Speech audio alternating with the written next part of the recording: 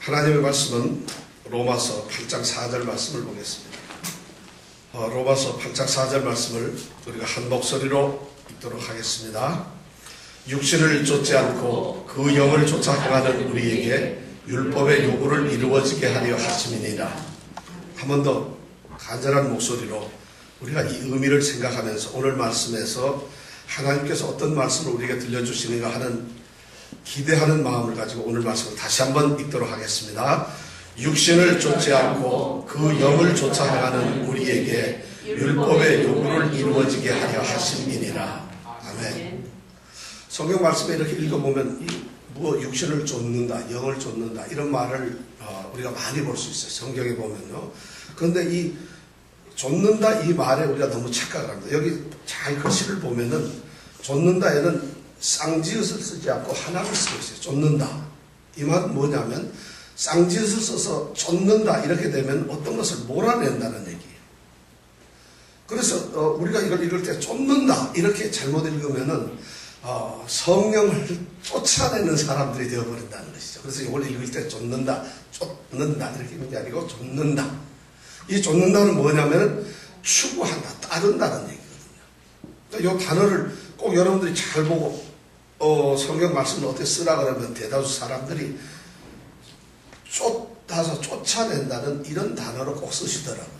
여러분들 꼭 이거 기억하세요. 여러분 우리는 성경을 쫓는 사람이지 쫓는 사람이 아니라는 것이죠.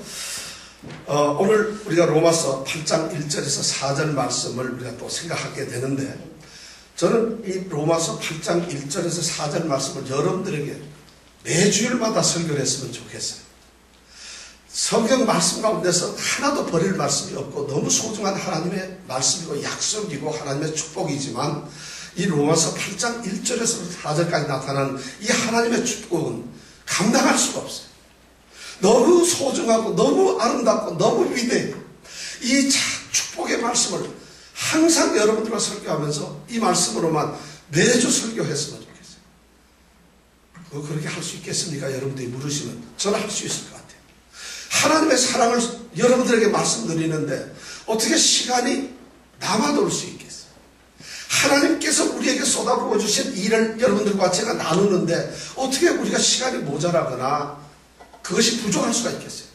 하나님께서 하신 그 복음의 위대한 역사와 하나님께서 그 복음을 통해서 우리 가운데서 이루어내시고 오늘도 하시는 그 일을, 그 위대한 그 하나님의 역사를, 사랑을, 간섭을 어떻게 우리가 단순하게 얘기할 수가 있겠어요?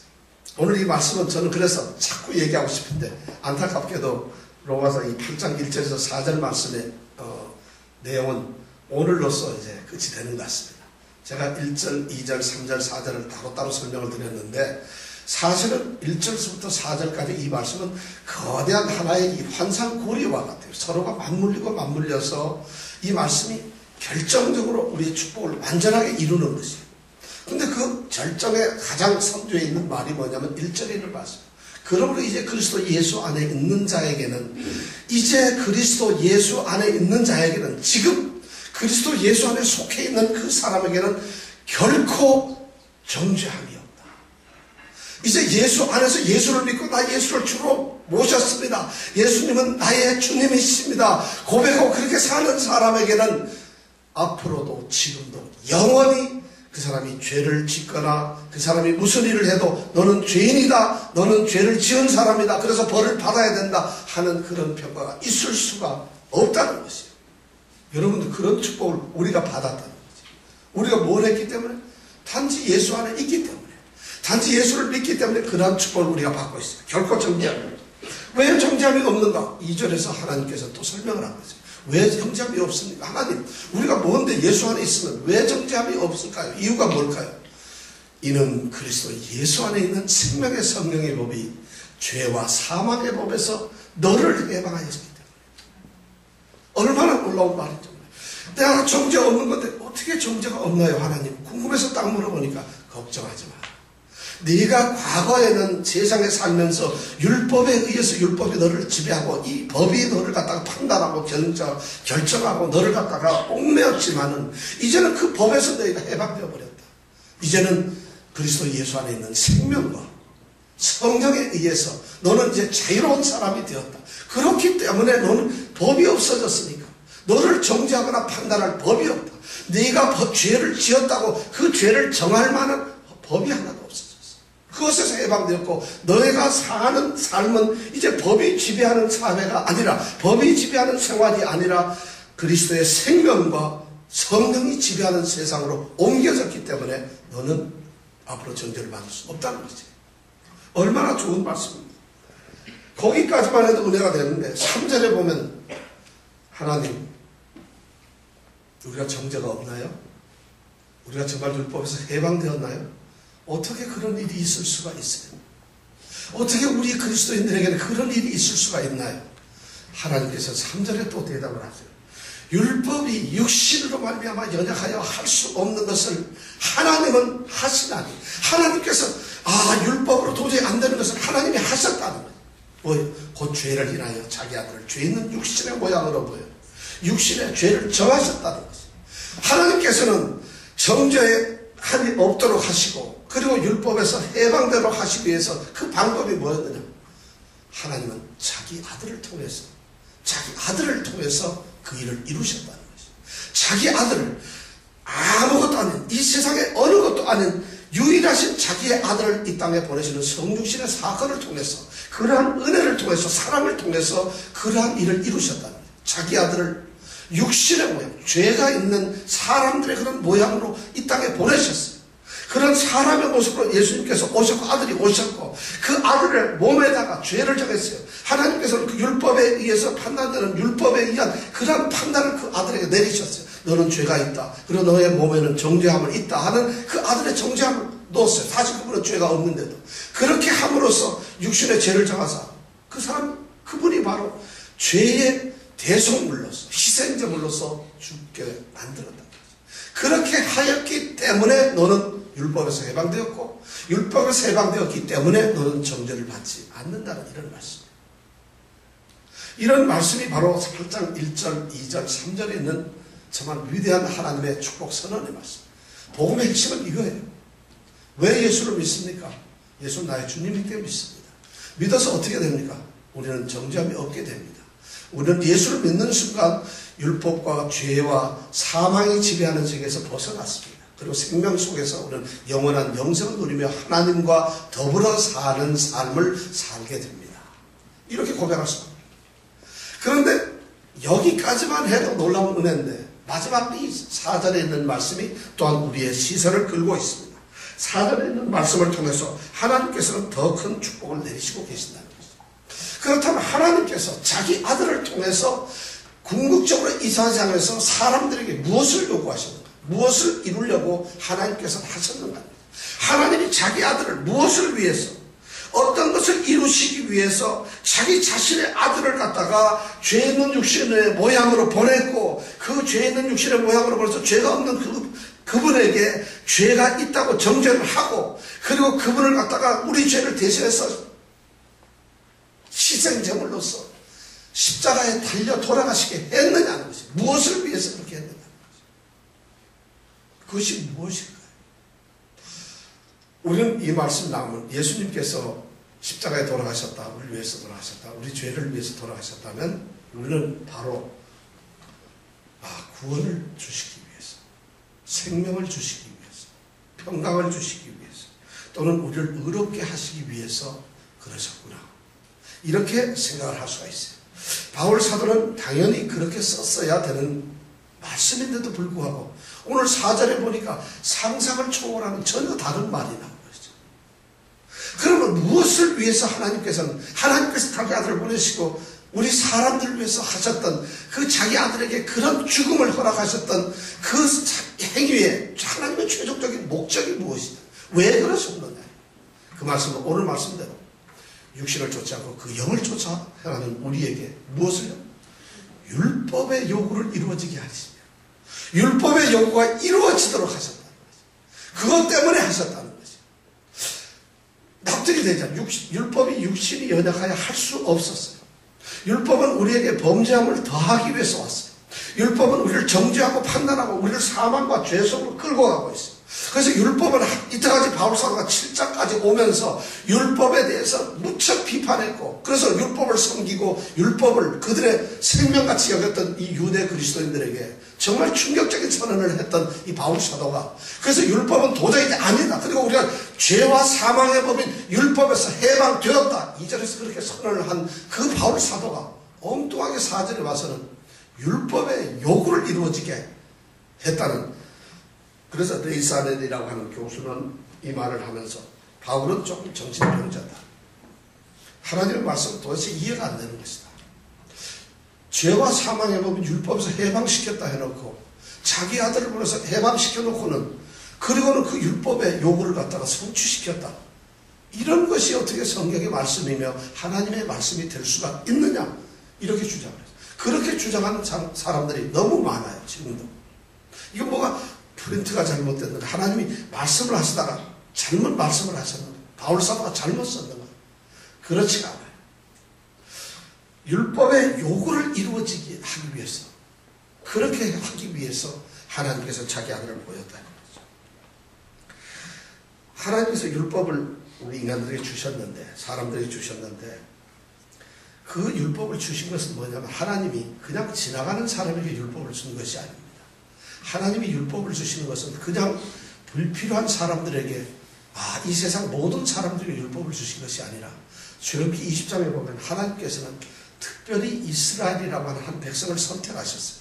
그래서 그들을 이제는 이 세상에서 너희들이 아무것도 아니지만 너희들을 나의 백성으로 삼겠다, 그리고 나는 바로 이스라엘 너희들의 하나님이 되겠다.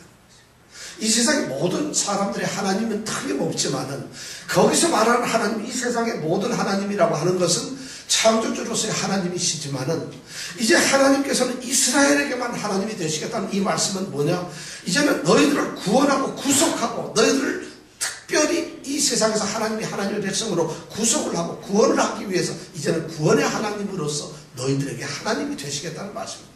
그렇게 하시면서 주신 것이 바로 이 율법이라는 거죠. 율법은 하나님의 백성들이 하나님의 뜻 안에서 살 수 있도록, 하나님의 뜻에 합당하게 될 수 있도록, 하나님이 기뻐하실 수 있도록 하나님께서 하나님의 뜻을 드러내신 것이죠. 그것이 바로 율법이라는 것이죠. 그런데 그 율법이 연약했어요. 그 율법은 우리 사람들에게 주어졌는데 율법이 역할을 못했다는 것이죠. 율법이 약해서가 아니라 그 율법이 이루어지고 율법이 성취되려고 하려면 바로 우리라고 하는 이 사람을 통해서 이루어져야 되는데, 우리 사람들이 약해요. 우리의 노력이나 우리의 행위가 그 율법이 명령하고 있는 바를 다 지킬 수가 없고 이루어낼 수가 없어요. 왜냐하면 우리가 죄성된 몸으로서 율법이, 예를 들어서 뭘 하지 마라, 어떻게 해라 하는 거, 나 외에 다른 신을 섬기지 말라, 이런 말씀을 하나님께서 하셨으면은 우리 몸으로서 그 율법을 지켜야 됩니다. 난 하나님 외에 다른 신을 섬기지 않겠습니다, 이렇게 하고 섬겨야 되는데도 불구하고 그걸 못한다는 것이에요. 여러분들은 그 말씀을 들으면 나는 하나님만 섬기는데요, 나는 부처나 세상 다른 어떤 미신을 섬기지 않는데요, 이렇게 말씀하실지 모르지만 이 말씀 속에는 그런 의미가 아니죠. 하나님이 여러분의 전부가 되느냐는 거지. 여러분이 다른 걸 더 사랑하거나 다른 것에 얽매여 있거나 다른 것을 어떻게 바라고 있거나 다른 것이 더 소중하게 여겨지거나, 그래서 하나님이 더 중심이 안 되고 하나님이 최우선이 안 되면 전부 우상숭배라는 것이죠. 그렇기 때문에 예배를 위해서, 하나님 앞에 우리의 헌신 바침을 위해서 다른 모든 것이 그것을 막고 있거나 한다면 그것은 전부 우상이라는 거죠. 그런데 우리의 육신이 그것이 가능하겠느냐는 거죠. 그러니까 율법은 할 수가 없었어요. 우리의 육신이 연약하기 때문에 하나님께서 나 외에 다른 신을 섬기지 말라 하는 이런 말씀을 하셨다면 그 말씀이 나쁜 것이 아니라, 그 말씀이 연약한 것이 아니라, 그 말씀이 부족해서 뭐가 안 되는 게 아니라, 그런 하나님의 말씀이 우리 몸속에서 적용이 되려고 하니까 우리가 약한 거죠. 못 지키는 거죠. 그러니까 율법이 아무리 좋은 말씀을 우리에게 해도 우리는 달라질 수가 없다는 거죠. 이것이 바로 율법이 육신이 연약하여 할 수가 없었다는 거죠. 그런데 그 율법의 요구를 하나님께서 이루셨다는 거죠. 하나님이 바로 이루셨다는 거죠. 그래서 하나님께서 자기 아들을 통해서 이 율법의 요구를 성취하셨다는 거죠. 그럼 율법의 요구가 뭐겠어요? 율법의 요구. 율법의 목적은 바로 하나님께서 하나님의 참된 의를 드러내시는 거죠. 율법이 바로 그런 일이었어요. 그런데 하나님께서는 그렇게 하나님의 의를 드러내셨어요. 왜 그것을 드러냈는가 하면은 하나님은 거룩하신, 하나님은 의로우신 분인데 거룩하고 의롭지 않은 인간 사람들과 만날 수가 없어요. 거룩하신 하나님은 우리 사람 안으로 들어오실 수가 없어요. 우리 사람은 거룩하신 하나님 앞에 갈 수가 없어요. 왜냐하면 하나님은 거룩한 속성 때문에, 거룩하시기 때문에 하나님께 갈 수가 없다는 거죠. 빛이 있는 아래서 깜깜하게 있을 수가 없듯이 거룩하신 하나님 앞에서 죄 있는 자들이 갈 수가 없어요. 그러니까 하나님께서는 그 백성을 하나님의 백성으로 삼으시면서 하나님의 율법을 주시고 이 율법을 통해서 너희들이 거룩해져라 하는 말씀을 하신 거죠. 거룩해져야 된다는 거죠. 근데 그렇게 될 수가 없잖아요. 그렇게 되지 못하니까, 율법을 지키지 못하니까 그 다음에 뭐가 주어져요? 그 하나님의 법에 의해서 그 사람의 행동의 결과를 평가하고 판단을 하게 됩니다. 너는 이것을 지키지 못했구나. 너는 이것을 행하지 못했구나. 너는 이런 것을 도저히 이룰 수가 없었구나. 이렇게 평가해서 그 사람에게 정죄를 한다는 것이죠. 그리고 정죄를 하면 죄만 정한 것이 아니라 죄가 있다고 그랬으니까 그 죄에 대한 대가, 다시 말해서 형벌을 줄 수밖에 없습니다. 이것이 바로 율법이 하는 두 가지 중요한 일이었어요. 하나님의 거룩성을 닮아가도록 하나님께서는 하나님의 참된 뜻이 무엇인가를 알려주셨고, 그것을 지키지 않으면 죄와 사망의 법이라고 하는 것처럼 너희들은 죄를 받게 될 것이고 벌을 받게 될 것이라는 것이 바로 율법의 요구사항, 그것이 바로 율법이 우리에게 주어진 목적이라는 거죠.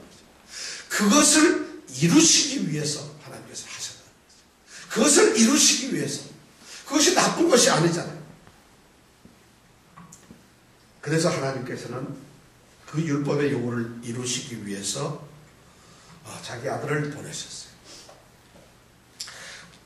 우리로 하여금 이제 다시는 이 구원이라고 하는 것이 바로 율법의 요구를 이룬다는 것인데, 이것이 굉장히 신학적인 얘기죠. 율법이, 하나님이 말씀한 그 율법의 요구를 이루는 것이 바로 구원인데, 그건 뭐냐?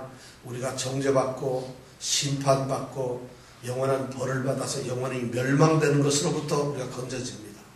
그렇게만 돼도 우리는 좋은 것인데, 거기에다가 율법의 또 다른 요구인 율법을 통해서 하나님이 원하셨던 하나님의 뜻대로 거룩하게 살아가는 것이에요. 이것이 바로 율법의 요구라는 것이에요. 그것이 바로 율법의 요구를 이루시기 위해서, 그 율법의 요구가 우리 안에서 이루어지도록 하기 위해서 하나님께서는 자기 아들을 보내셨다는 것이에요.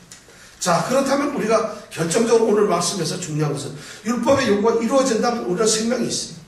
율법의 요구가 만약 우리 가운데 이루어진다면 우리는 정죄도 안 받고 우리는 심판도 안 받고 어떤 형벌도 있을 수가 없어요. 그리고 우리가 율법의 요구가 만약 우리 가운데서 이루어진다고만 한다면은, 이루어졌다면은 우리는 하나님과 더불어 사는, 하나님과 영원한 삶을 살아가는 생명을 가질 수가 있다는 것이죠. 하나님과 거룩하게 동거하며 하나님과 살 수 있게 된다는 것이죠. 거룩한 하나님처럼 우리도 거룩성을 회복하게 된다는 것이에요. 그러면 그런 일이 어떤 사람에게 이루어질 것인가? 그런 율법의 요구가 누구에게 이루어질 것 같아요? 아무에게나 이루어질 것 같아요. 예수 믿으면 되는가?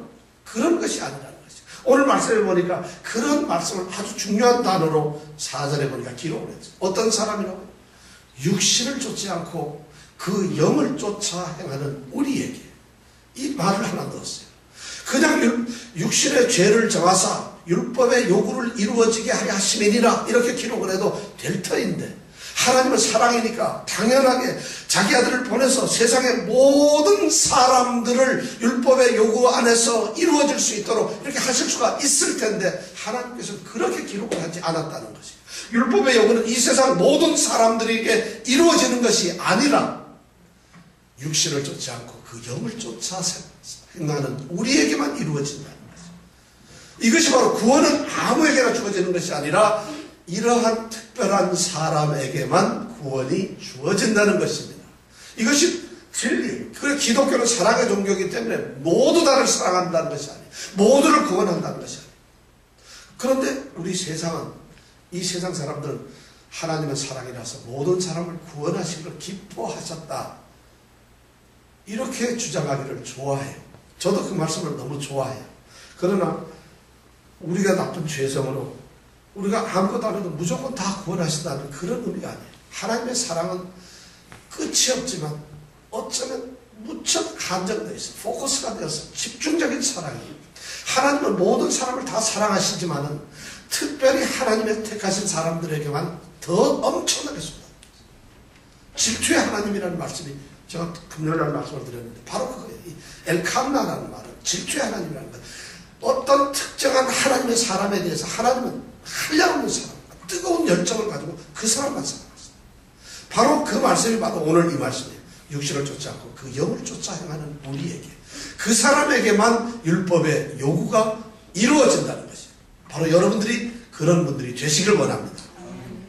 그게 아니라 여러분들은 이미 되셨다는 것이죠. 자, 육신을 쫓지 않고 그 영을 쫓아 행하는 우리에게, 이런 말씀에서 우리가 육신을 쫓는다는 말, 이 육신이라는 말이 뭔가 우리 말뜻을 좀 알 필요가 있습니다. 육신이라는 건 뭐예요? 성경에서는 육신이라는 말을 아주 많이 씁니다. 우리가 육신이라는 말을 성경에서 쓸 때는 여러 가지 의미로 쓰는데 대표적으로 한 3가지 정도의 의미로 쓰이게 됩니다. 육신이라고 하는 말이 성경에 나올 때 첫째는 우리 몸을 얘기할 때, 말 그대로 우리 몸, 이걸 얘기를 할 때 육신이라는 단어를 쓰기도 하고, 또는 몸이 아니라 우리 이 사람들, 우리 인류, 이런 사람을 나타낼 때 육신, 이렇게 표현을 하기도 합니다. 성경에서. 그런데 오늘 이 육신을 쫓지 않고 해서 육신은 그런 몸이나 우리 사람을 얘기합니다. 몸을 쫓지 않고 살아갈 수가 있나요? 몸을 우리가 쫓고 살아야죠. 사람으로서 사람의 삶을 살아가야 돼요. 사람을 쫓아가서 살아가는 것이 정상이잖아요. 그러니까 육신을 쫓지 않고, 그래서 그럼 몸이 먹고 싶은데 먹지 않고 몸이 어디 가고 싶은데 가지 않는 그런 일을 하라는 것이 아닙니다. 이거는 여기서 몸이라고 하는 것은 그런 의미가 아니라, 육신이라고 하는 말은 하나님께서 성경에서 특별히 사용하시는 용어의 뜻으로서 육신은 뭐냐면, 우리 인간들이 에덴 동산에서 타락함으로 말미암아서 그 타락으로 인해서 우리 가운데 형성되고 우리가 변화된 그 죄된 속성이 있어요. 인간에게는 타락을 통해서 우리 마음속에 이미 죄성이 가득해서 나쁜 생각과 죄악스러운 그런 본성을 우리가 갖게 되었다는 것이, 바로 그러한 타락으로 말미암아 오게 된 그러한 죄된 우리 인간의 본성, 그 본성대로 움직이는 그것을 바로 육신을 쫓아간다, 이렇게 말씀을 하고 있다는 것입니다. 그런데 이 육신을 쫓는다는 말은 영을 쫓는다는 말과 좀 대립을 시켜가지고 어떤 사람은 육신을 쫓든가 어떤 사람은 영을 쫓든가 이것이 구분이 됩니다. 어떤 사람은 육신을 쫓는 사람으로 정해져 있고 어떤 사람은 영을 쫓는 사람으로 이렇게 정해져 있다는 것이죠. 그래서 육신을 쫓는 사람은 영을 쫓는 사람이 될 수가 없다는 것입니다. 근데 육신을 쫓는다는 것, 이렇게 봐서 우리의 죄된 본성을 쫓는다는 이 말씀에 우리가 까딱 오해를 하면은 이런 생각을 할 수가 있어요. 이 세상에 우리가 죄된 본성과 그런 것이 있기는 합니다만은 우리 모든 사람들이, 자연인들은 다 그런 본성을 가지고 있는데, 우리 주변에서 어떤 사람을 보면 예수를 믿지 않고 복음을 모르는데도 무척 도덕적이고 그리고 무척 인품이 아주 좋아서 많은 사람들에게 아주 이 덕을 끼치고 칭송을 받는 아주 인격적으로 굉장히 좋은 사람이 있다고 치자. 그 사람은 그러면 육신을 쫓는 사람인가 아니면 영을 쫓는 사람인가? 오늘 성경 말씀에서 그런 질문에 대해서 아주 명쾌하게 말씀이 들어있습니다. 육신을 쫓지 않고 영을 쫓는 사람. 이 말씀은 뭐냐면, 그런 것은 설마 그 사람이 설사 아무리 인격적이고 도덕적이라 한다 할지라도 그 사람은 육신을 쫓는 사람. 이 육신을 쫓는다는 말, 이 속에는 그리스도의 복음을 통해서 그 사람이 거듭나지 아니하고 중생하지 아니하면 그 어떤 사람도 영을 쫓는 사람이 될 수가 없다는 것이에요. 아무리 그 사람이 도덕군자라 할지라도 그 사람이 구원을 받는 것도 아니고 영에 속한 사람도 아니고 단지 육신을 쫓는 사람일 뿐이에요. 좀 괜찮다. 기독교의 가장 적이 그거예요. 저 사람은 예수 안 믿어도 예수 믿는 사람보다 더 괜찮아요. 예수 안 믿어도 우리가 도덕적으로 옳은 일을 하면은 그것이 참된 일을 하는 것이 아닌가요? 이런 질문을 하는데 오늘 말씀은 그것이 아니라는 것이에요. 이 말씀을 나중에 뒤집어서 얘기하면은 그리스도 예수 안에 있는 사람은 설령 잘못이 있다 할지라도 그는 육신을 쫓는 사람이 아니라는 것이에요. 이거 나중에 설명을 드리도록 하겠습니다. 자, 우리는 육신을 쫓는다 이 말에 대해서 우리가 잘 생각을 해야 된다는 것이죠. 어떤 사람이 나는 살인을 하지도 않고 도적질도 안 하고 그렇다고 남을 해코지 하지도 않고 남의 물건에 탐내지도 않고 나는 그래도 괜찮게 살았다면은 육신을 쫓지 않는 사람이 아닌가 이렇게 생각하면 오해라는 것이죠. 그것은 잘못된 것이에요. 그것이 육신을 쫓지 않는 삶이 아니라는 것이에요. 그렇다면 도대체 육신을 쫓지 않고 그러면 영을 쫓아 행하는 사람은 어떤 사람인가 이것이 궁금해집니다. 영을 쫓아 그 영을 쫓아 행하는 사람이라는 이 말씀에 우리가 초점을 한 거예요. 이 여기서 영이라고 하는 것은 바로 성령입니다. 영을 쫓아 생각하는 사람이란 어떤 사람이냐? 성령께서 지배를 하고 그 사람을 다스려요. 그 사람의 사고방식이, 그 사람의 행동 방법이, 그 사람의 삶의 태도가 성령의 지배를 받아요. 성령께서 이끌림을 주고, 성령께서 말씀하시고, 성령께서 마음에 감동을 주시고, 성령께서 그 사람을 끌고 가면은 성령에 의해서 그 사람이 그대로 끌려가는 이런 사람을 그 영을 쫓아 행하는 사람이라고 한다. 이런 사람이 바로 율법의 요구를 이룬다는 것이에요. 여러분들 우리가 바로 그런 사람들이라는 것이에요. 영을 쫓아 사는 사람은 바로 그런 사람.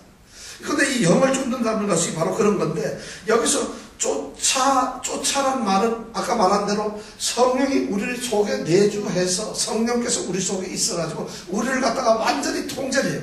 우리의 생각이, 우리의 먹는 것, 말하는 것, 듣는 것 모든 것이 성령의 통제를 받아서 그렇게 해서 성령대로 살아가는 거죠. 이 말씀은 우리가 뭐 방언을 한다거나 예언의 은사를 받는다거나 성령을 받아서 이상한 행동을 한다, 능력을 받는 이런 의미가 아니라 우리 안에 거룩한 하나님의 영, 그리스도의 영이 들어와서 우리가 그런 거룩으로 바뀌었다는 거죠. 성령의 사람은 바로 그런 사람을 얘기하는 거죠. 여러분, 그러니까 그리스도인들은 전부 다 그러한 그리스도의 영을 받고 성령의 사람으로 된 사람들이에요. 그런데 우리가 방언을 못하는데 어떻게 나는 성령의 은사로서 아무 예언도 못하는데 어떻게 내가 성령의 사람이고 성령을 받은 사람이냐? 착각하지 마세요. 그런 것이 성령의 사람이 아니라는 것이죠. 그런데 여기서 보니까 쫓아라는 것은 바로 그렇게 지배를 당하는 것이고 행한다. 이거. 행한다는 말은 뭐냐면 말 그대로 걸어간다는 것이죠. 그런데 이 걸어간다는 말인데 이 말 뜻은 그냥 걸어가는 것이 아니라 자기의 삶을 살아간다는 이런 말이에요. 여기서 중요한 게 성령을 쫓아서 그 영을 쫓아 행하는 우리라고 하는 이 말씀 속에서 중요한 진리가 뭐냐면 아주 중요한 진리가 바로 행한다는 것이에요.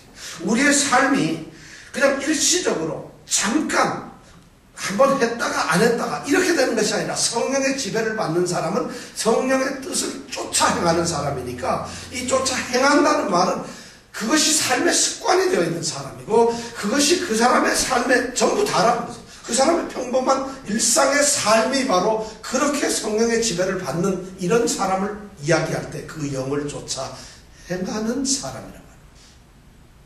그러니까 예배당에 와서 기도할 때 갑자기 방언했으니까 성령 나는 쫓아 사는 사람이라 집에 가서는 뭐 별짓을 다 하고 밖에 나가서는 엉뚱한 생활하는 이런 사람이 아니라 어디에서든지 그의 삶 속에 성령께서 이루시는 일들이 습관화되어 있는 일반적인 보편적인 삶이 말마다의 삶이 그렇게 성령이 계시네, 할렐루야 함께 계시네, 바로 그런 고백을 할 수 있는 사람, 그런 사람, 이것이 바로 행한다는 말이에요. 그 뜻을 쫓아 행한다는 것은 오늘 성령 뜻을 쫓아서 한번 행해야지가 아니라 그 사람은 자라깨나 살아 죽으나 성령의 지배를 받았다 이런 말. 그 다음에 두 번째는 그 영을 쫓아 행하는 우리에게라는 말이에요. 우리가 누굴까요? 육신을 쫓지 않고 성령의 지배를 받아 살아가는 사람들을 우리라고 표현했어요. 바로 우리 그리스도인들인데 그 우리에게라는 말이에요. 여기서 에게라고 하는 이 단어를 우리가 또 신경을 잘 써야 돼요.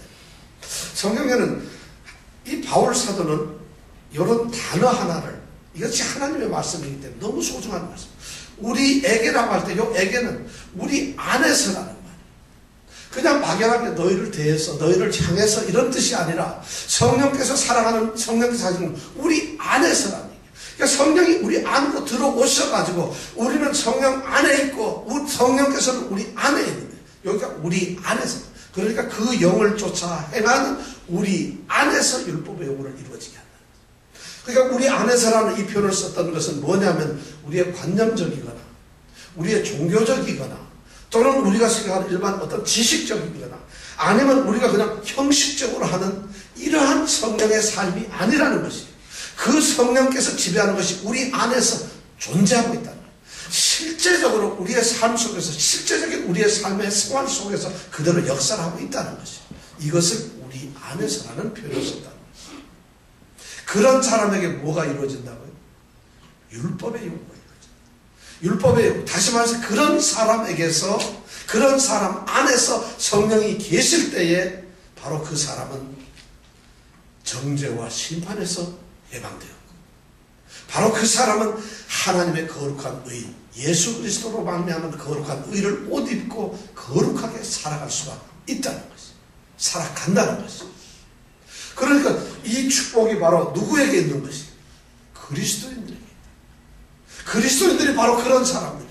그리스도인들이라고 하는 사람들은 바로 성령 안에 있는 사람들이고 우리 안에 성령이 내주하셔서 함께 하는 사람들이 그리스도인이라는 이런 말씀이 바로 여기에 나온다는 거죠. 이제 바울 사도는 8장 5절에서부터 성령의 사람은 어떻게 살아가는가 하는 것에 대해서 자세히 설명을 해줄 것입니다. 다음 주부터 우리는 그것을 생각할 텐데 그리스도인들은 바로 그런 사람들이에요. 그런 사람들 때문에 율법을 이루기 위해서 그런 사람 안에서 율법을 이루기 위해서 자기 아들을 보내셨던 것이죠. 그래서 죄에서 해방을 시켰던 것이죠. 그래서 다시는 그런 사람은 정죄를 안 하겠다고 선언을 하시는 거예요. 어떤 사람이 육신을 쫓아 살면서 성령 안에서 살 수는 없어요.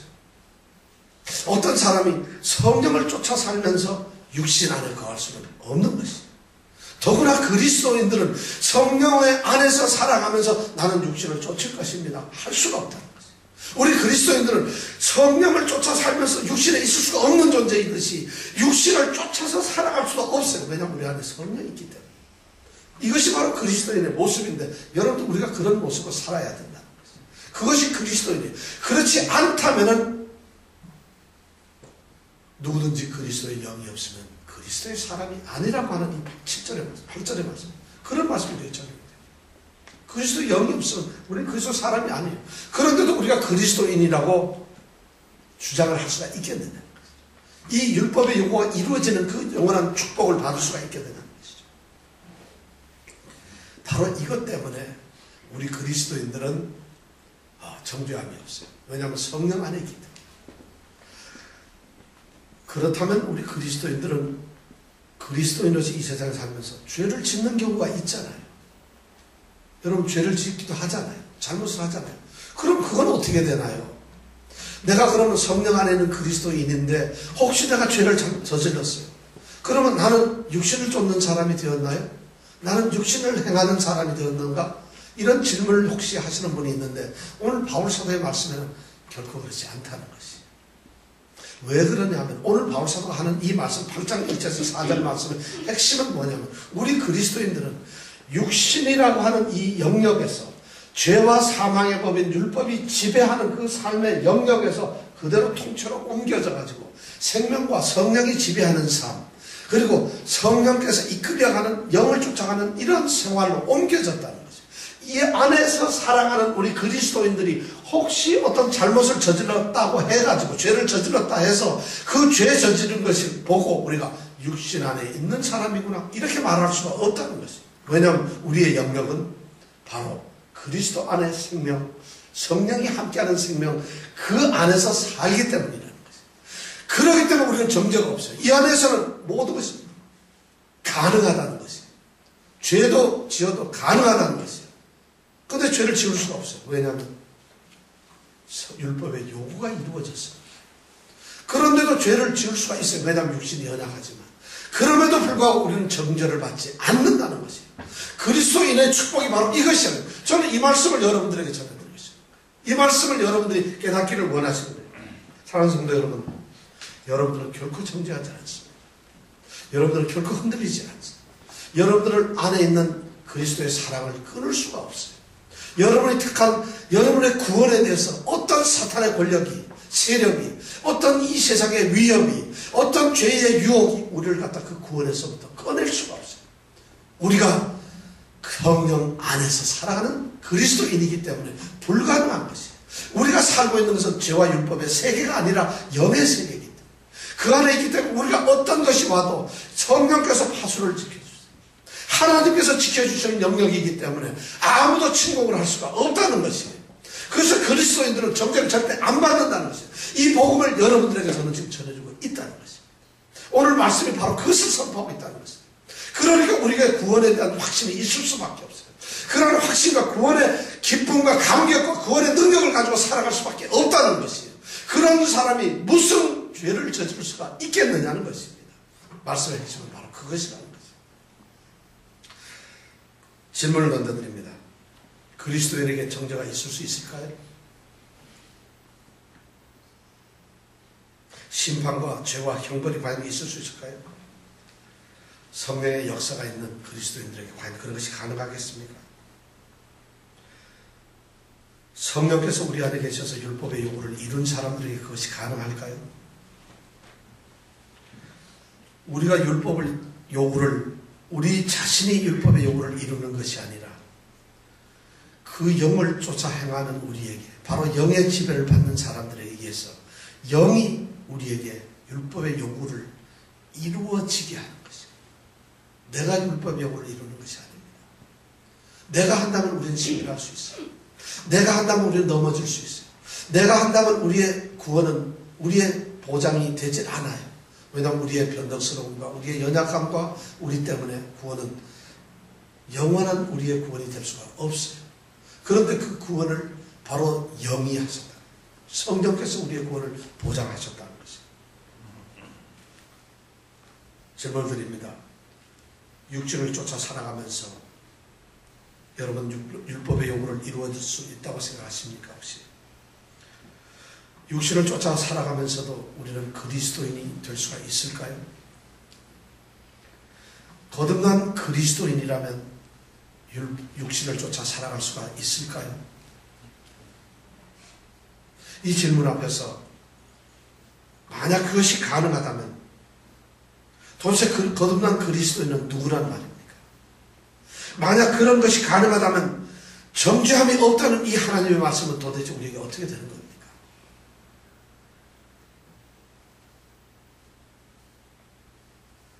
그 영을 쫓아 행하는 우리에게 바로 율법의 요구가 이루어졌다는 것입니다. 여러분, 이 축복이, 이 위대한 하나님의 이 선언이 우리 가운데 이루어지기를 축복합니다. 기도하시겠습니다. 그러므로 이제 그리스도 예수 안에 있는 자에게는 결코 정죄함이 없나니 이는 그리스도 예수 안에 있는 생명의 성령의 법이 죄와 사망의 법에서 너를 해방하였습니다. 율법이 육신으로 말미암아 연약하여 할 수 없는 것을 하나님은 하시나니 곧 죄를 인하여 자기 아들을 죄 있는 육신의 모양으로 보내어 육신의 죄를 잡아서 육신을 쫓지 않고 그 영을 쫓아 행하는 우리에게 율법의 요구를 이루어지게 하려 하시느니라. 오늘 이 놀라운 축복을 우리에게 선포하시고 우리 안에서 이루어지게 하시니 하나님 감사합니다.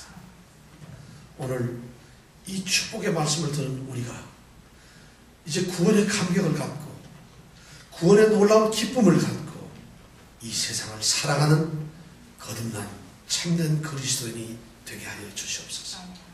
우리의 삶에 생명이 다하고 하나님 앞에 세워지는 영광스러운 그 순간까지 우리 사랑하는 성도들이, 힘있는 성도들, 능력 있는 성도들, 정죄받지 않는 성도들, 성령의 충만해서 성령이 함께 계시는 성도들이 되게 하여 주시옵소서. 예수님 이름으로 기도드렸습니다. 아멘.